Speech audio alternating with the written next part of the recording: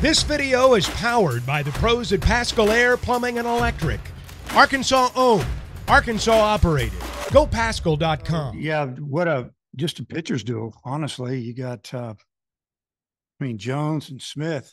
They going at it now, and Eli Jones has a late life on his fastball with sink, has an upper 86, 87 mile an hour slider, and he was good, man. He'd spot that heater in, throw it away, and just first time through, we didn't touch him, and it seemed like, and then finally we punched one in there with a big 2-out hit, and Diggs came through for us there again in the 7th. It was I think the pitcher had been throwing a lot of changeups to the lefties and tried to sneak a fastball in on him. He got his barrel through it. And it was just a huge hit for us. And but what a great job by both starting pitchers. And then Gage Wood came in and he was outstanding today. He just pretty much peppered the zone and mostly fastballs, threw a couple of sliders and obviously a few curveballs, and gave us an opportunity not to have to go into our bullpen for another pitcher, and that was big for us.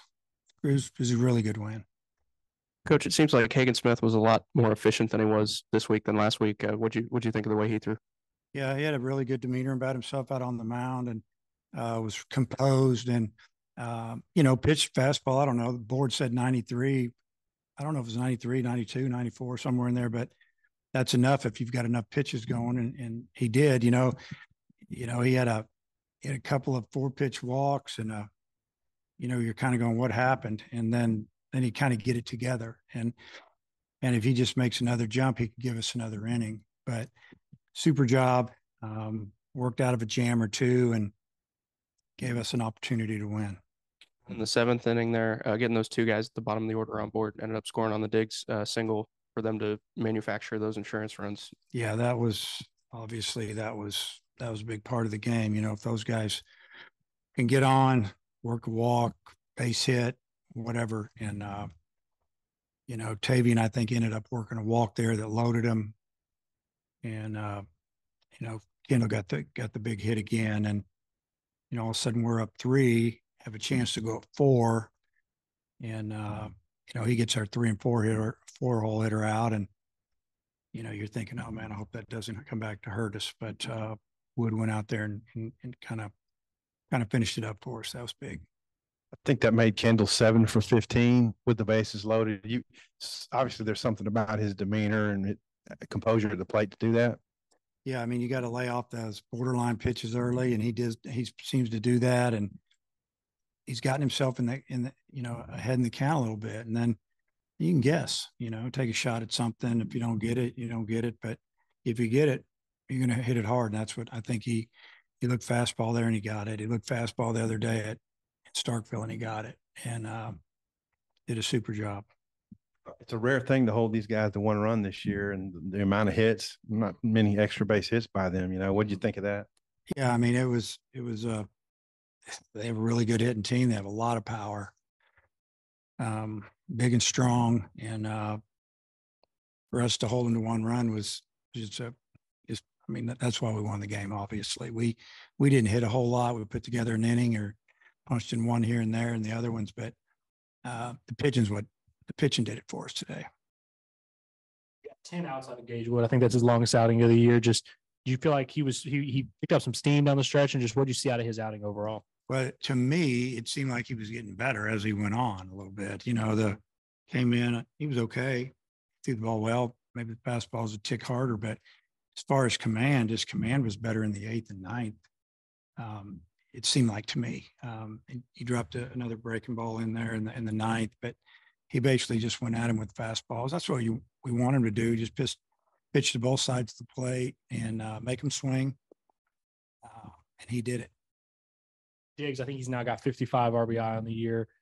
And he's playing better in right field week by week. Just how important has he been to help you guys bridge this gap with some of these guys out as everyone's coming back? Oh, he's been amazing. We wouldn't be nearly where we are without his bat. For him to play defense out there and gets us another DH in the lineup, and he's been nails. And you know, for him to get this experience in the outfield, I mean, when we get Wagner back probably next week, you know, he might go back to DH, but he might not, you know, and the other thing is it's going to get him ramped up for next year when he'll be probably an everyday outfielder for us. Did you feel like Josenberger being back gave your team a lift today? And how close to 100% is he? He's 100%. Yeah, I wouldn't have played him.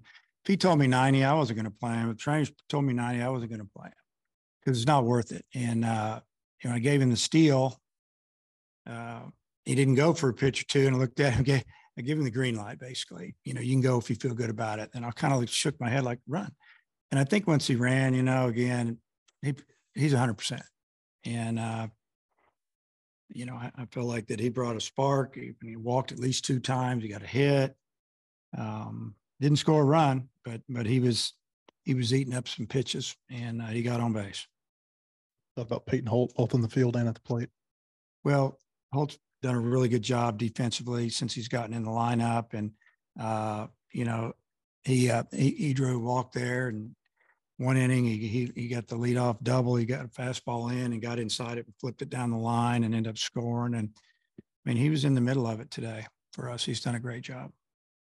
I had base runners in 8 of the 9 innings. I wonder just what you thought about your defense as a whole, whether it be pitchers or double plays or Parker's throw out, keeping them really from advancing when we got the runners on. Yeah, I thought Roland's, you know, throw out on the steal was big.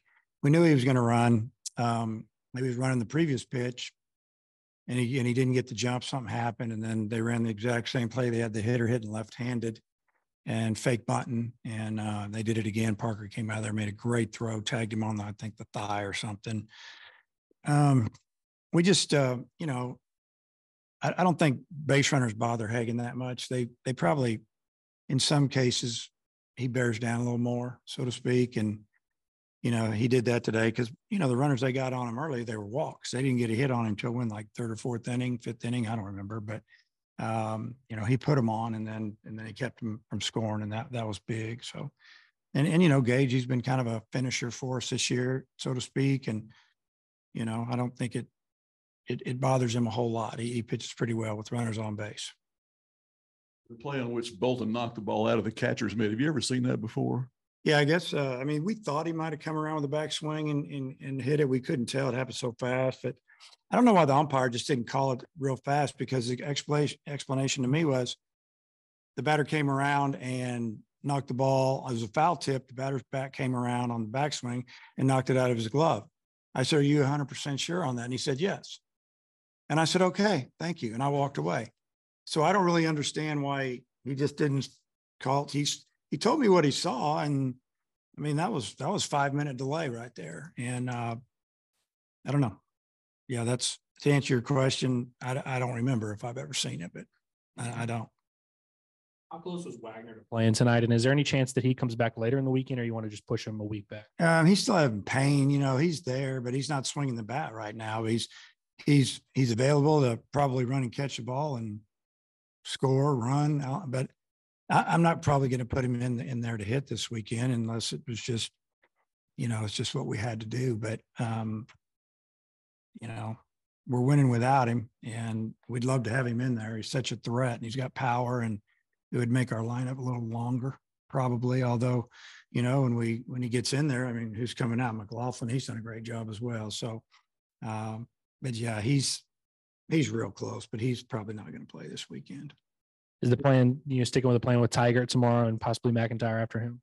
Well, I think you might have seen we had McIntyre getting loose there. I mean, like I told you, we just want to win the game in front of us. And we felt like Mac was experienced, and the right-handed pitcher might have been what we needed to come back with, some of those righties. And, you know, there's a good possibility it'll go that way. But, you know, there was a possibility we were going to throw him out because we got him down there, and he wasn't all the way hot, but he was getting there.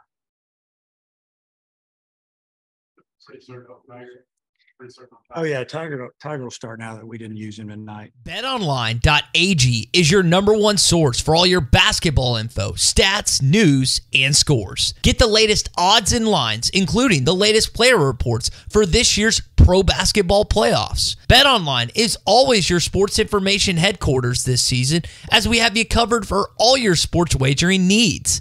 Basketball, MLB, NHL hockey, right down to UFC and boxing. BetOnline is the fastest and easiest way for you to get your betting info, including live betting options and your favorite casino and card games you can play right from your home. Head to the website today or use your mobile device to get in on the action. Be sure to use our promo code BELIEVE to receive your 50% welcome bonus on your first deposit. That's BLEAV. BLEAV. Bet online, where the game starts.